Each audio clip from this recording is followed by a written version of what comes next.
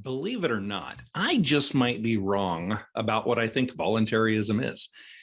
And I wanted to chat about that a little bit today. I'd like to start by saying that, I don't know who really gets to define words. And there's a fallacy, a logical fallacy that's called the dictionary fallacy. And that is because somebody wrote something sometime in something they called a dictionary, it's therefore the holy truth. Well, no, there are a lot of different definitions for a lot of different things. And so who owns the word voluntarism? If somebody wants to use that word to mean goat cheese, what do? I'm not going to go initiate violence against that person. There's a commonly accepted concept, I guess, of what voluntarism is, but what is it and what should it be? And so I'm doing this video because I'm wondering if I've been wrong over the years. And I'll tell you why. So voluntarism kind of started out a little over 100 years ago, and it was Auburn, I believe his name. Let me look here. Herbert. Auberon Herbert, in late 1800s, early 1900s, a philosopher, and he kind of coined the term voluntarism and used it, the voluntarist creed, I think, and did some other writing on it. And so he was kind of the original user of the term. And essentially what he meant was that all human actions or interactions ought to be voluntary in nature. Now, I don't know that he always followed through with absolute intellectual consistency with these ideas, but that's what he meant by voluntarism. And so, when you make up a word, you kind of get to be the person to decide what it means, maybe. So he's the guy who started it, and then it kind of lay around for a little while. And then in the last quarter of the 21st century, Carl Watner and George and Wendy McElroy and those folks, they kind of got together. They were all buddies, and they talked about it, and they kind of revived it. And Carl started up the newsletter, The Voluntarist, and I believe it was 1982, and it ran all the way through. About a year ago he died, and he kept it going the whole time, and a lot of help, a lot of contributors, but he was the editor of that publication for a long time. And so his perspective and what's still on the website, and by the way, to be forthright here, he was a mentor of mine, and he assigned a friend of mine, David Scotesi, and me to be the executors of his estate, or not the executors, but to carry on the voluntarist and to keep it going forevermore, or as long as we're around to do it, and so on. So I am somewhat involved with him, and I think that bias, my love for the man, might have made me stretch what voluntarism really is.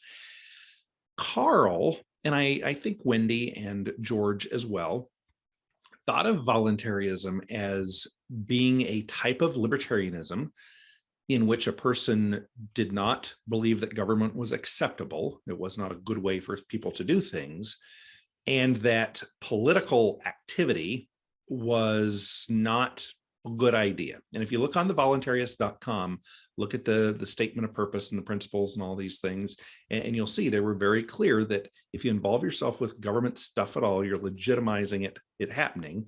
And so because of this, for many years, I have thought of voluntarism as a kind of a subset of anarcho-capitalism.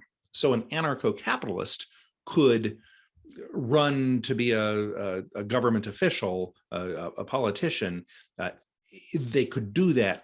That would be fine. A voluntarist would say, no, I'm not going to involve myself in the political system. So that was kind of the distinction between anarcho-capitalist and voluntarist. And I'm now having to rethink that. I had a conversation the other day. I had a great dinner, and we hung out on the balcony and talked for hours. It was wonderful hanging out with Keith. And Keith Knight has, of course, Don't Tread on Anyone, the podcast. If you're not familiar with that, check it out. It's a video channel on Odyssey. I think he's also still on YouTube, but it's a great thing. Check it out. But we were having this debate, argument, fun conversation, and we were talking about whether or not a voluntarist can be involved in politics. And kind of my position was, as soon as you get involved in any way, now you're no longer officially a voluntarist. You're out of the club. But then he argued with that. And I've been thinking about it since.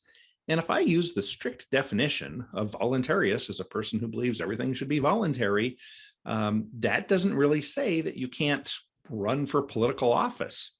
That doesn't say that. You could still choose that as a strategy, couldn't you? So then I've been thinking about that more. And my argument to that, I still haven't come to a conclusion here. I hope you'll write comments and help me come to a conclusion. But my argument to that is voting for someone else to control others, and voting does legitimize the process. So that's not a good thing, but voluntarism isn't about only doing good things. It's about only being voluntary. So is it or is it not a bad? Does it make you not be a voluntarist if you participate in electoral politics? If you vote for someone, if you run for office, does that automatically exclude you? And the argument that it excludes you is that you are pushing for non-voluntary interaction, which is what government is. Money is stolen from people. People are bossed around who haven't agreed to be bossed around. So you are a proponent of this bad thing. I think we all agree is bad, government and some people being masters over others. How do you fall on this? What should I be thinking? What am I missing? What other, I've mentioned several things here. What other things am I not thinking of that I should be adding? And I'll toss out one more thing before we close. And I have the note here. Where is the line between my involvement in government and my acceptance of government? If I need to get from here to the store and I drive on a government road that the government stole money, paid private contractors to build, so it had government involvement. If I drive on that, am I legitimizing the government?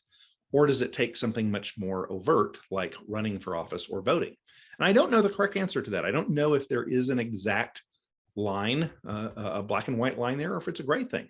I would love your feedback. I'd love your guidance as I continue to contemplate this. Thank you. And subscribing means a ton to me. If you do that and maybe even hit the little notification bell, that would be awesome. Thank you again for investing your time in thinking about this kind of stuff.